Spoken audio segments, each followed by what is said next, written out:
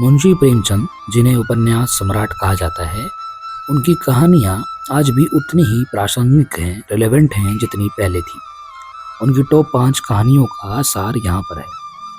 Number 1, कफन the shroud. ये प्रेमचंद की सबसे पावरफुल और थोड़ी डार्क कहानी मानी जाती है।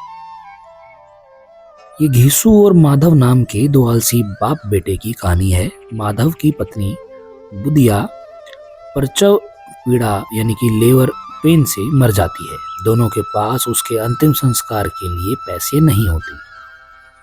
वो लोगों से चंदा मांगते हैं, लेकिन अंत में उन पैसों से कफन खरीदने की बजाय वो एक मधुशाला यानी कि बार में जाकर के खाना खाते हैं और दारू पीते हैं। ये कहानी गरीबी की वो हद जहां इंसान की संवेदना एम्पैथी से मर जाती है उसकी बात करता है।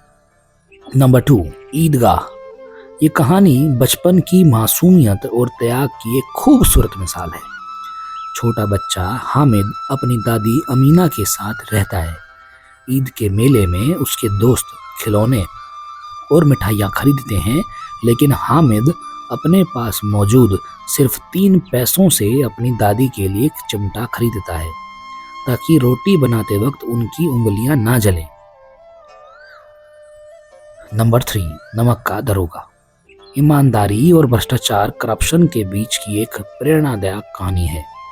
वंशीधर एक ईमानदार नमक का दरोगा है जो अमीर और प्रभावशाली पंडित आलोपीदीन को रिश्वत लेने से मना कर देता है और उन्हें गिरफ्तार कर लेता है।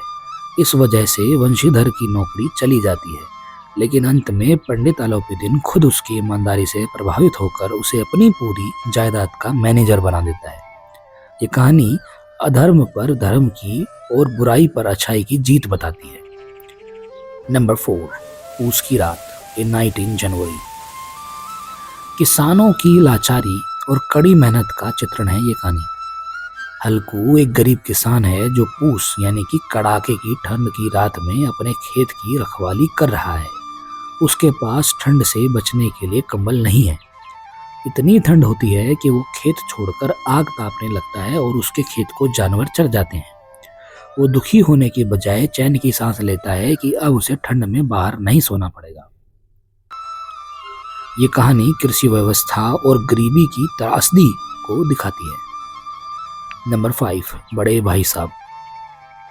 2 भाइयों के रिश्ते और उनके अलग अलग व्यक्तित्व की कहानी।